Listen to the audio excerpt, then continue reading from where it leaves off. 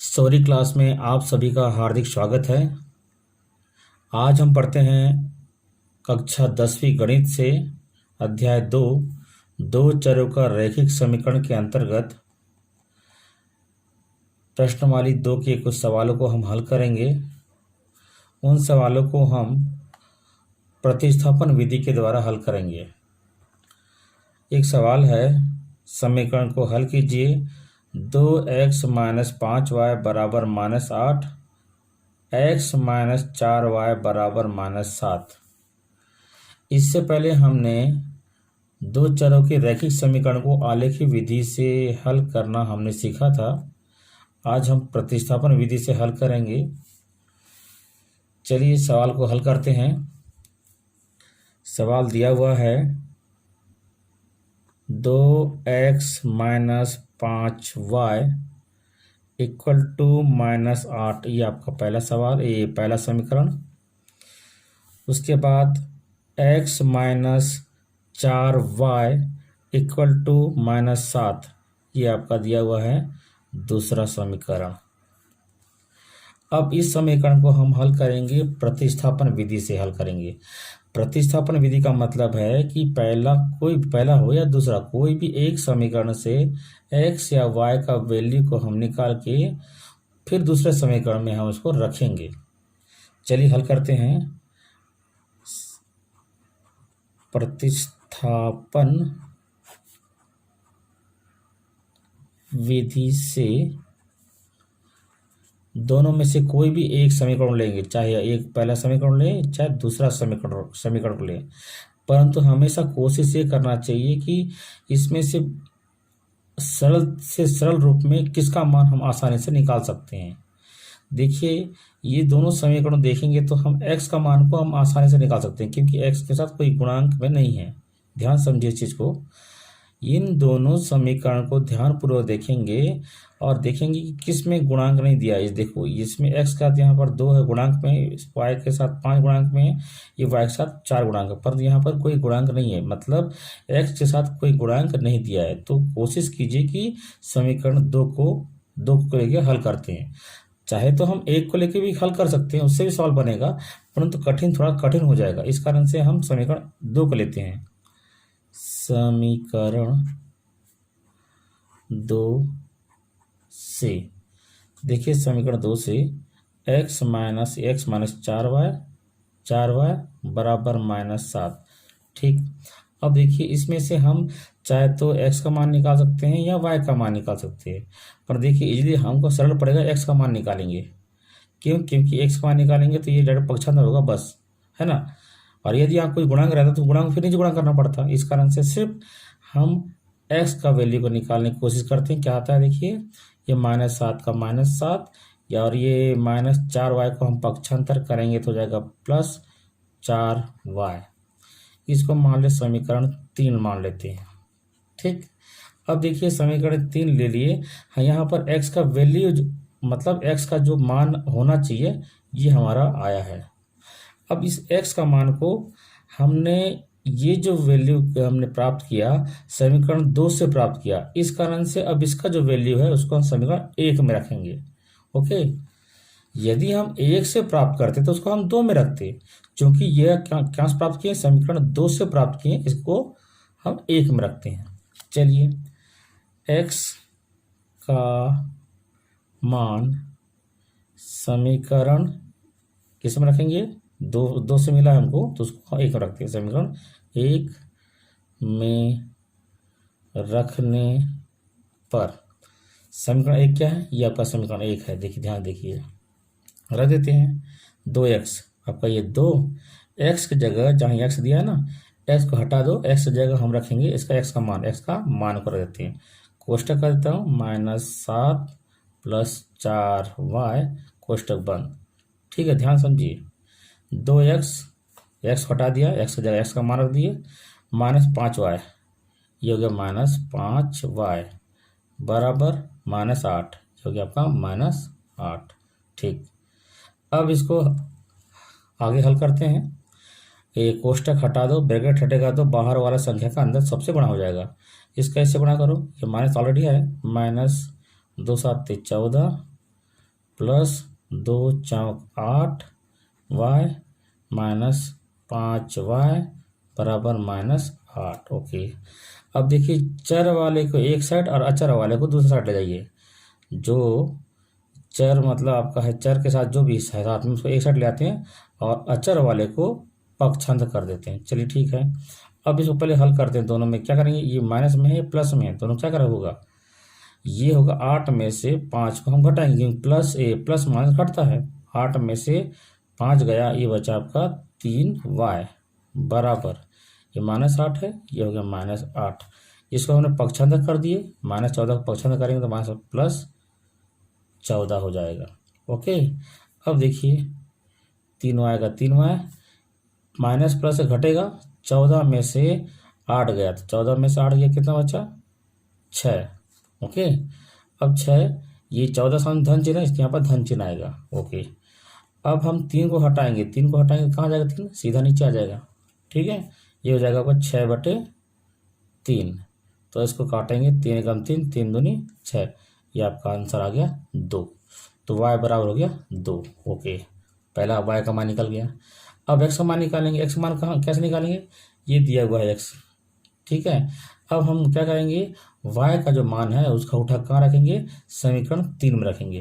तो यहाँ लिखोगे y का मान समीकरण 3 में रखने पर, फिर 3 में रखेंगे तो हमारे x का मान निकल जाएगा। ठीक है, चलिए 3 में रखते हैं। 3 में दिया हुआ है x बराबर -7 + 4y दिया हुआ है। ठीक है, ये आपका हो गया x बराबर -7 है, तो ये हो जाएगा -7 + 4y। देखिए ये -7 + 4y, ये हो गया 4, कोष्टक में कर देंगे, y का मान है 2, ये 2। ध्यान देखिए यहाँ पर x बराबर -7 + 4, ये y का मान है 2। इससे आया, देखिए x बराबर -7 + 4y, y को हटा दिए, y का जगह यहाँ 2 रख दिए।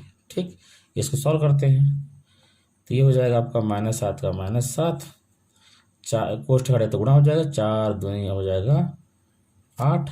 ठीक, अब इसको प्लस माइनस घटेगा, घटा दीजिए 1, ये धन चिन्ह है इसलिए यहाँ धन चिन्ह आएगा। इस तरह से आपका x का मान हो गया 1। ठीक, तो आपका आंसर हो गया x बराबर 1 और y बराबर हो गया आपका 2, ये हो गया आंसर। ठीक, अब यहाँ थोड़ा सा एक बार फिर से देखिए, अच्छा से देखिए हमने क्या किया है। यहाँ हमने सबसे पहले ये सवाल था, इस सवाल को हमने उतारा। ठीक है, ये समीकरण 1 है, ये समीकरण 2 है। ठीक है, अब हम क्या किए, दोनों में से कोई एक समीकरण को हम पहले उतारेंगे। क्यों उतारेंगे, कि उससे हम x या y का मान को अलग करके निकाल सके। तो हमने देखा समीकरण, यहाँ देखिए, यहाँ चूंकि 2x है, यहाँ 5y है। ठीक है, यहाँ देखिए x है, यहाँ 4y है, तो मैं देखा इस समीकरण को मैं लूंगा तो मुझे सरलता होगी, इस कारण से मैंने समीकरण 2 को लिया। ठीक है, हम 1 को भी ले सकते हैं, उससे भी आंसर आएगा, परंतु इसको इससे क्या है, सरल पड़ेगा, इस कारण से हमने समीकरण 2 को लिया। मैंने इसको उतार दिया, जैसे वैसे उतार दिए। ठीक है, समीकरण 2 को। अब यहाँ देखिए x का मान मैंने निकालने की कोशिश किया, x का मान, तो ये -4 को पक्षांतर कर दिए, तो ऑलरेडी -7 का -7 है, ये -4 पक्षांतर करेंगे तो +4y हो गया। ठीक, ये हो गया समीकरण 3 हो गया। अब यहाँ देखिए हमने x का मान को उठा के कहाँ रखा, समीकरण 1 में रखा। क्यों, क्योंकि ये जो मान है हमारा समीकरण 2 से प्राप्त हुआ है, इस कारण से जो x का मान जो प्राप्त हुआ है उसको हम समीकरण 1 में रख दिए। तो x का मान समीकरण 1 में रखने पर, तो हमारा जो समीकरण 1 है ये आपका है 2x - 5y बराबर -8 है, इसमें हमने रख दिया। तो ये हो गया 2 का 2, x को हटा दिए, ये x की जगह ये आपका मान रख दिया -7 + 4y, ये रख दिए, -5y बराबर -8, -5y बराबर -8 हमने रख दिया। ठीक है, तो इसका किए, कोष्टक हटाए, ये आ गया आपका आंसर। ये आंसर नहीं, ये आपका हल हो गया। उसके बाद इसको उतारे, इसको उतारे, फिर क्या किया हमने, ये चार वाला देखो, ये y है, ये भी y है, तो y है, तो y का जो गुणांक है या तो जुड़ेगा तो घटेगा, क्योंकि ये धन ऋण है तो घटेगा, हमने घटा दिया और इसको पक्षांतर कर दिया, किसको, -14 को पक्षांतर किया, +14 हुआ। ठीक, इस तरह से देखिए दोनों घटेगा 6 आएगा और ये 3 हटेगा तो ये नीचे आएगा। ठीक है, इस तरह से 2 प्राप्त हुआ। जब y का मान 2 हुआ तो y का मान कहाँ रखेंगे, डायरेक्ट समीकरण 3 में रखेंगे, क्योंकि समीकरण 3 में ऑलरेडी x बराबर ये निकाले थे यहाँ पर, तो y का मान यहाँ रख देंगे तो ऑटोमेटिक x का मान हमारा निकल जाएगा। इस तरह से ये हमारा आंसर है। ओके, एक और सवाल को हल करते हैं। सवाल दिया हुआ है x माइनस वाई बराबर -1, 3x माइनस 2y बराबर 12। इसको भी हम प्रतिस्थापन विधि के द्वारा हल करते हैं। इसके लिए हम पहले सवाल को लिखेंगे। ये हो जाएगा आपका x माइनस वाई बराबर -1, ये हो गया पहला समीकरण। 3x माइनस 2y बराबर हो गया 12, ये आपका हो गया दूसरा समीकरण। ठीक, अब यहाँ देखिए दोनों में से कोई एक समीकरण को हमको लेंगे। हम बना रहे हैं प्रतिस्थापन विधि से हल कर रहे हैं हम, तो यहाँ हम लिख देते हैं प्रतिस्थापन विधि से, और दोनों में से किसी एक समीकरण को लेंगे। देखते हैं किस समीकरण लें। देखिए यहाँ पर गुणांक नहीं दिया हुआ है, तो कोशिश कीजिए पहला समीकरण को लेते हैं, तो लेते हैं समीकरण 1 से। अब समीकरण 1 में क्या दिया है, x माइनस वाई बराबर -1, x माइनस वाई बराबर -1। अब चाहे तो x का मान निकालिए या y का मान निकालिए, जो सरल पड़ता है उसको निकाल सकते हैं। चलिए हम x का मान निकाल लेते हैं। x बराबर, इस पक्षांतर कर दो, ये ऑलरेडी -1 है, इधर अगर क्या हो जाएगा -y, क्या हो जाएगा +y हो जाएगा। ठीक है, इस तरह से यह आपका हो गया समीकरण 3 निकल गया। ठीक, अब क्या करेंगे, x का मान अब कहाँ रखेंगे, क्योंकि ये जो मान निकला है ये समीकरण 1 से प्राप्त हुआ है, इस कारण से इसका मान को समीकरण 2 में रखते हैं। ठीक है, अब यहाँ लिखते हैं x का मान समीकरण 2 में रखने पर, ध्यान देखें, रखने पर बोलो या प्रतिस्थापित करने पर बोलो। भाई एक का मान को दूसरी जगह प्रतिस्थापित कर रहे हैं, मतलब रख रहे हैं, एक ही मतलब होता है। ओके, अब मान चल रखते हैं। समीकरण 2 है आपका है 3x माइनस 2y बराबर 12 है।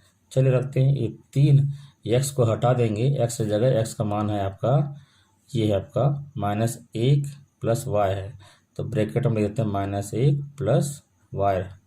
ठीक, अब है -2y बराबर 12, यह 12, तो यही समीकरण को हमने यहाँ पर उतारा। बस यहाँ पर x को हटा दिए, x को हटा देंगे और x का मान को रख देंगे। ठीक, अब हल करते हैं, ब्रैकेट को हटा, कोष्टक हटाएंगे तो 3 का गुणा दोनों से हो जाएगा। ये माइनस दिया हुआ है तो ये -3 एकम 3 प्लस 3y को हो जाएगा 3y, ये हो जाएगा -2y इक्वल टू 12। यहाँ भी वही करेंगे, हम क्या करेंगे, ये y और y या तो जुड़ेगा तो घटेगा, ये ऋण है ये धन है, तो क्या हो जाएगा, दोनों घटेगा तो होगा 3 में से 2 गया तो 1 लिखने की जरूरत नहीं है, फिर मैं लिख दे रहा हूँ, ये धन में है, ये धन में लिखने की जरूरत नहीं है। बराबर 12 का 12, इसका पक्षांतर कर दो, -3 को उधर पक्षांतर करेंगे तो हो जाएगा +3 हो जाएगा, और ये हो जाएगा y बराबर हो जाएगा 12 में और धन 3, ये हो गया 15। ये आपका आंसर आ गया, इसका y का आंसर आया। अब y का मान उठा कहाँ रखो, समीकरण 3 में रख देते हैं।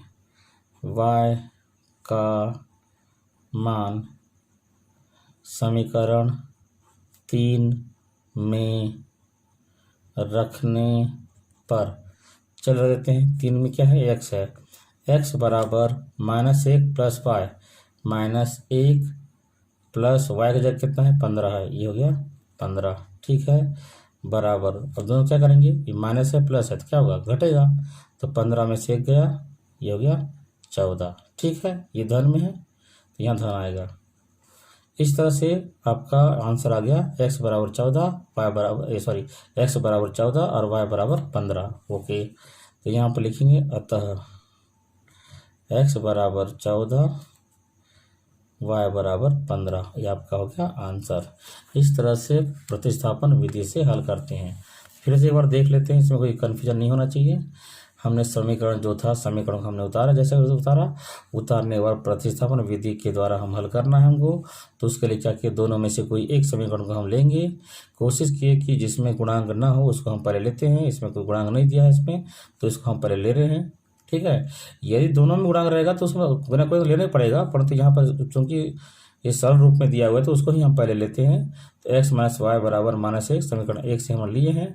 और इसमें देखिए, चाहे तो आप y का मान निकाल सकते हो, मैं x का मान इसलिए निकाला हूँ, ये क्या है, ऋण और धन हो रहा है तो कम से कम सरल हो जाएगा। इस कारण से मैंने x बराबर मैंने क्या लिया, इसको पक्षांतर कर दिया, ये -1 ये माइनस वाई क्या हो जाएगा, प्लस वाई हो जाएगा। ये समीकरण 3 निकल गया, ठीक है। और चूंकि ये समीकरण 1 से प्राप्त हुआ है, इस कारण इसको क्या किया, समीकरण y(x) का जो मान को समीकरण हम 2 में रख देते हैं। तो 2 में हमने, ये समीकरण 2 है, इस 2 में हमने मान रख दिया 3, x को हटा दिया, x की जगह x का मान रख दिए, x का मान रख दिए, -2y बराबर 12, -2y बराबर 12, ठीक है। उसके बाद देखिए यहाँ पर कोष्टक हट गया तो हो गया 3 एकम 3 -3 प्लस 3y, ये आपका हो गया -2y बराबर, ठीक है। ये दोनों को देखिए, ये y है, ये y है, दोनों घटेगा, ऋण है धन है, घटेगा, 3 में 2 गया 1y, ओके। इसको हमने पक्षांतर कर दिया, माइनस वाला प्लस हो गया, ठीक। अब देखिए यहाँ पर 12 3 15 हो जाता है, y बराबर 15। फिर इसी प्रकार y का मान को उठा के कहाँ रखे, समीकरण 3 में रखिए।